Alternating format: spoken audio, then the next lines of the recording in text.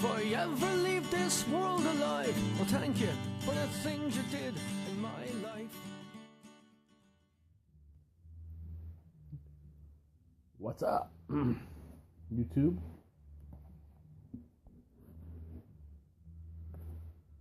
Thank you, Damon. And Eric, Bama Piper, this is not the mysteries of syphilis, as you originally thought. Mysteries of syphilis would be, like I said on Instagram, a horrible picture book. And probably not fun to read. The Myth of Sisyphus and Other Essays by Albert Camus.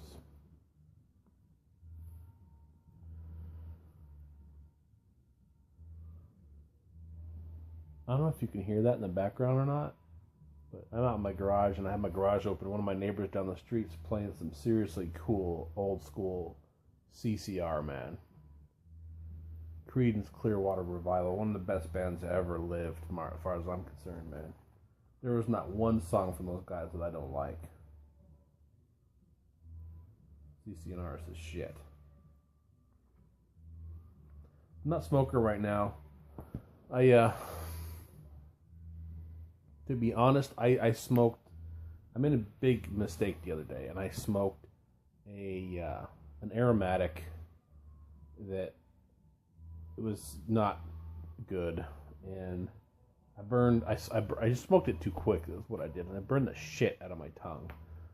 Talk about tongue bite, tongue burn the fuck out of myself, and I have really had a hard time smoking ever since. I really need it to heal. The tip of my tongue is just raw. So, lesson to be learned, new pipe smokers: when you smoke a cheap aromatic, beware. Do not smoke it like a normal pipe. Who am I talking to? You guys have all learned this same lesson. So every time I've tried to have a pipe ever since that day, I've just irritated my tongue even more. So I must rest, unfortunately. This seems the only thing that makes it better is to just simply not smoke. So in time. There's a lesson to be learned. So I'm just starting to get into this book that Damon the Nomad Piper sent to me. And it just jumps right into some pretty deep shit, man. I mean, right off the bat, talking about judging whether life is or is not worth living amounts to answering the fundamental question of philosophy. So in other words, all other philosophy doesn't matter. It all comes down to whether or not life is worth living or not. And the meaning of life is of the most urgent of questions. Period. And he talks about, and he goes into suffering. And, if you look at the Buddhist perspective on things, rule number 1, life is suffering. Rule number 2, get over it, basically. And he's saying that life is suffering, so why live at all? So rather than going through it and plugging through and going up that uphill constantly with a rock, because that's what life is sort of an analogy, is you're trying to push this rock up a hill constantly, and what's the point? Why don't you just give up?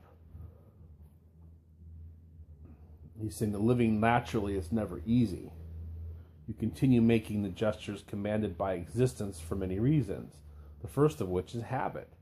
Dying voluntarily implies that you have recognized the ridiculous character of that habit, the absence of any profound reason for living, the insane character of that daily agitation, and the uselessness of suffering. And that suicide is the solution to the absurd. Life itself is absurd, because life itself is a constant struggle, a constant state of suffering.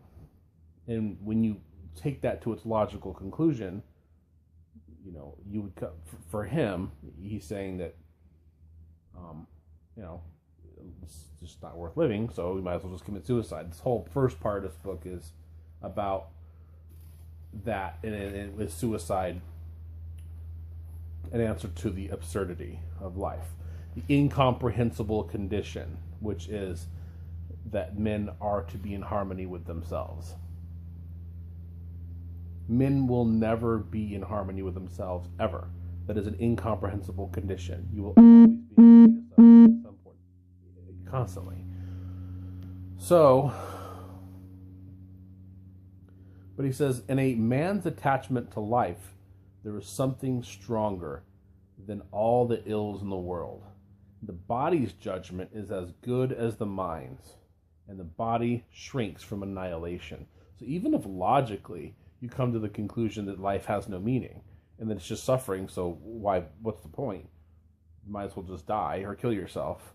The body shrinks from annihilation. It's against one's own nature to just destroy oneself.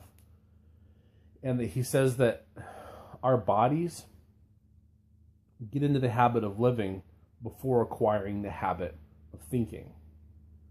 So you start from a very young age. You're playing and you're growing up and you're experiencing life and experiencing your childhood, and you're getting into these habits of eating and going to the bathroom and brushing your teeth and work and all these things. And so next thing you know, your body's in this habit before your mind catches up with the idea that the whole thing is just absurd. The whole thing is absurd. So what's the point?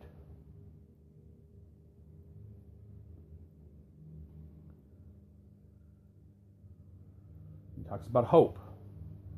Hoping of another life that one must deserve,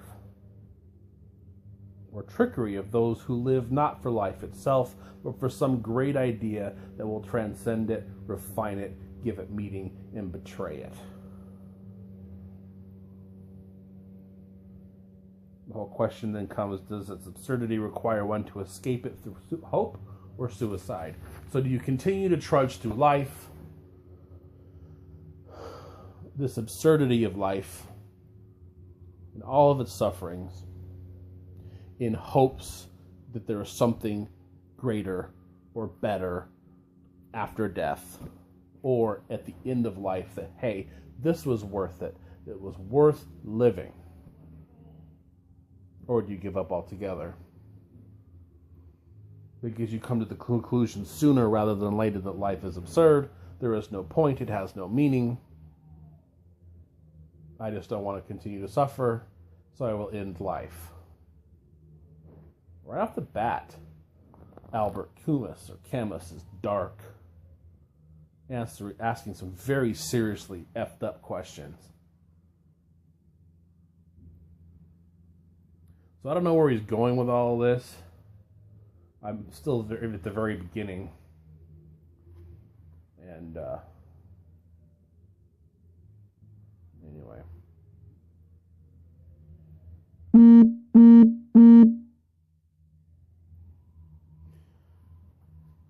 I don't know. We'll see. So much. So far, he's pretty freaking dark. So I don't know. Let's find out what's going with this.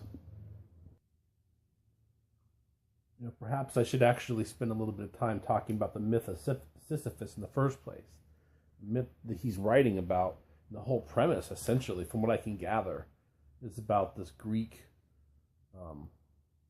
story. The gods had condemned Sisyphus to ceaselessly rolling a rock to the top of a mountain, whence the stone would fall back of its own weight. They had thought, with some reason, that there is no more dreadful punishment than futile and hopeless labor. So he represents human beings, in that we're born into a world where we're just constantly pushing a rock up this hill. They say it's a punishment, for us it's an analogy to life. And it's just this futile effort, and then eventually you're just going to die. And what was it all really worth in the first place? And this is the price that must be paid for the passions of this earth. So if you have a passion for life, or passion for living, and suffering that life brings, that, you know what? That's the price that must be paid. This endless suffering through life and working towards something. And is there meaning in that? That's the question, isn't it?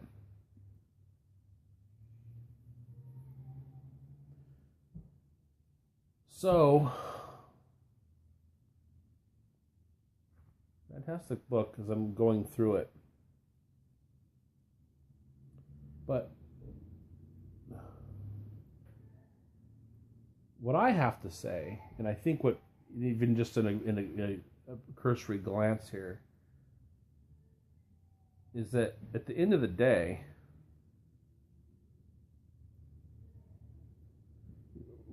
regarding Sisyphus, each atom of that stone, each mineral flake of that night-filled mountain, in itself forms a world.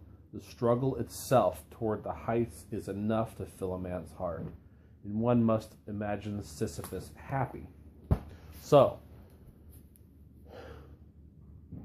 happiness and meaningfulness in life, regardless of its absurdity, no matter what you're doing, whether you're cleaning toilets or saving lives, can be found in the work itself, the journey. And what they say about journeys is it's not about your destination, it's about the journey. And so is the life. So if you can find meaning and you can find happiness and joy in pushing that rock up the hill, regardless of what the point of it is, then I think you're doing well. Joy can be found in the toil. Joy, meaning, if you take the time to figure out what the greater good is and what it is that you're doing. So, maybe you're sweeping streets for a living. If you can find meaning in what you're doing and the greater meaning for who you're helping in sweeping those streets, there's hope in that. And that's what can get you through your day. You work with computers, you're helping people out, man. It's not the fact that you're turning a wrench. And yeah, turning a wrench sucks maybe, and it being a mechanic can bang up your knuckles, but what are you doing it for? You're doing it so that guy can go to work the next day so he can feed his family, man. So, anyway, those are my initial thoughts on this book that Damien gave me. Smoking lamp was never lit. See ya.